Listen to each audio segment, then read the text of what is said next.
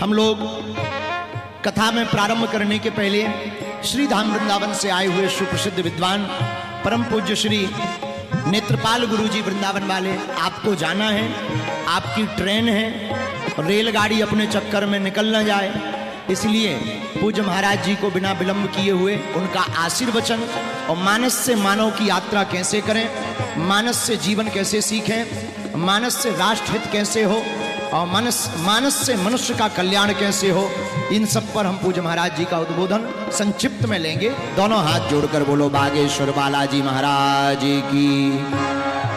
लेकिन एक बात हमको अच्छी नहीं लग रही, कहो तो बोले, सब बिना तिलक के बैठे हैं, कुछ लगाए हुए हो। जय सिया राम। पूज्य महाराज। लक्ष्मीनाथ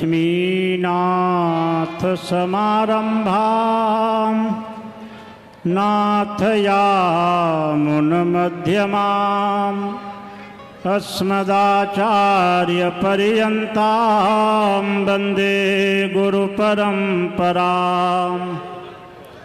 सदा देवं विप्रार्चन सुखदकर्म प्रतरणिम् श्रुतीनां सारंगं निखिलजनभद्रं विमृशकं परेशब्दे दक्षं शुभचरितशीलं गुरुवरं नमाम्याचार्य श्री शिवकरण पाण्डेय परमम्। श्री बागेश्वरे धाम्नि हनुमज्जन्म महोत्सवे रामचरित्रमानसस्य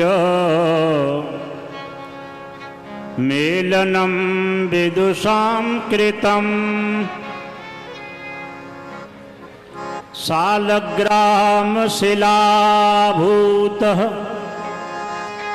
भट्टगोपाल सेवितः भक्तेष्टपूरकं देवः राधारमणो हरिः।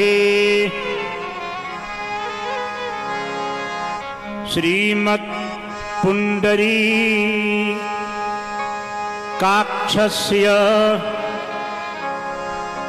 पाद पद्मस्य सेवकः पुंडरीको द्विजो धीमान् वर्धतामभिवर्धताम्। धीरेन्द्र कृष्ण शास्त्रज्ञः राष्ट्र रक्षा सुमर्मगः वीर साधु धेनु सेवा कर्मणि रस मर्मगः। श्री बागेश्वर धाम की, श्री हनुमान जी महाराज की, भारतीय रक्षक वीरों की आज परम हर्ष का विषय है। और इन भारतीय सैनिकों को देख करके वह चरित्र स्मरण होता है कि श्री हनुमान जी महाराज जब जानकी मैया की रक्षा करने जा रहे थे तो भारत से लंका के लिए जब जाते हैं कितने ही संकट पड़ते हैं, लेकिन राम काज कीन है बिना मोय कहाँ विश्राम। हमारे ये ऐसे प्रहरी हैं जो जनता सोती है और ये देश की सीमा पर चाहे सर्दी हो चाहे गर्मी हो, चाहे बरसात हो, वहाँ जाकर के ये रक्षा करते हैं। तो ये राष्ट्र और भारत के रक्षक, ये हमारे भारतीय वीर सच्चे हिंदू राष्ट्र को बनाने में सहायक हैं। ये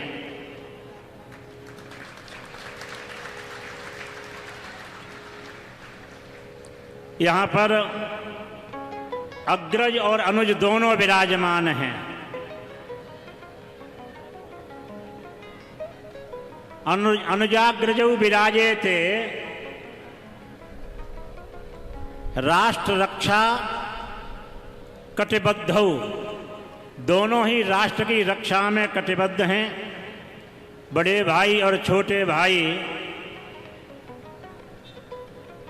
श्री हनुमान जी महाराज के संबंध में जैसे हमारे शास्त्री जी ने कहा कि हनुमान जी महाराज सबसे बड़े श्रोता हैं। हनुमान जैसा न कोई वक्ता हुआ न कोई श्रोता हुआ। हनुमान जी महाराज कथा कैसी कहते हैं धीरेन्द्र जी महाराज? रामचरित गुण बरने लागा, सुनत ही सीता कर दुख भागा। हनुमान जी महाराज ऐसे वक्ता हैं कि जो कथा कहते हैं और दुख दूर हो जाता है। और कथा सुनने में रामचरित सुनबे को रसिया, राम लखन सीता मन बसिया। जिनके हृदय में भगवान श्री राम विराजमान होकर के कथा श्रवण करते हैं।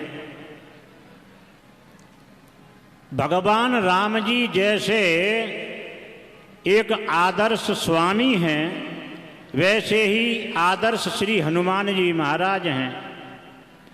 राम जी महाराज की दयालुता का वर्णन करते हुए श्री तुलसीदास जी महाराज मानस में कहते हैं, प्रभु तरुतर कपिडार पर ते किए आप समान, तुलसी कहूँ न राम से साहिब सील निधान।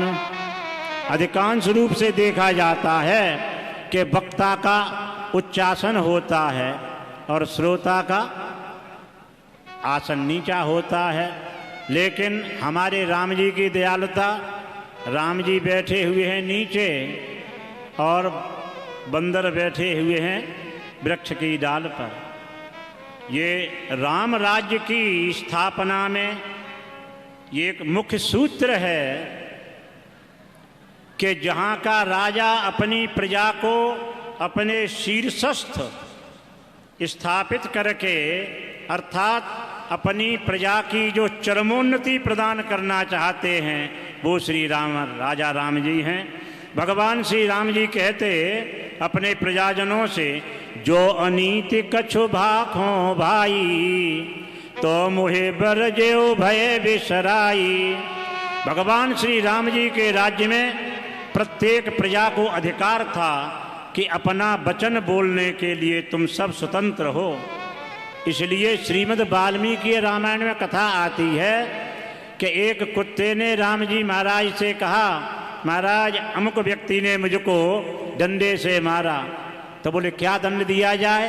बोले इनको एक मंदिर का पुजारी बना दिया जाए। भगवान राम जी ने कहा कि इससे कोई दंड है? बोले दंड है। यदि पुजारी अपने नियम का पालन नहीं करेगा तो वही स्वरूप होगा जो मेरा है। पौरोहित्यम याजकत्वम माठाधिपत्यमेव च करोत यदि देवोपि स्वान योनिम समसुनते।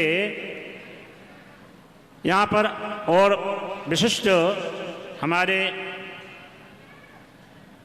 नीलमणि जी दीक्षित जी महाराज विराजमान, अन्य संत जन विराजमान हैं। ये श्री रोहित जी का पूरा योगदान है कि हनुमत जन्म में आकर के हमने भगवान का दर्शन किया। आपने हमको हनुमान जी की ओर से आमंत्रित किया। हमने कहा परेशानी होती फिर भी हनुमान जी महाराज जन्म दिवस में अवश्य ही पहुंचने का प्रयत्न करेंगे। श्री हनुमान जी महाराज की जय हो। श्री धीरेन्द्र शास्त्री जी महाराज की, श्री पुंडरीक गोस्वामी जी महाराज की जय हो। राधा रमण भगवान की जय हो। सभी भक्त मंडली की, हनुमान जी महाराज की जय। जय श्री राधे श्याम, जय जय श्री सीताराम। श्री हनुमान जी महाराज की।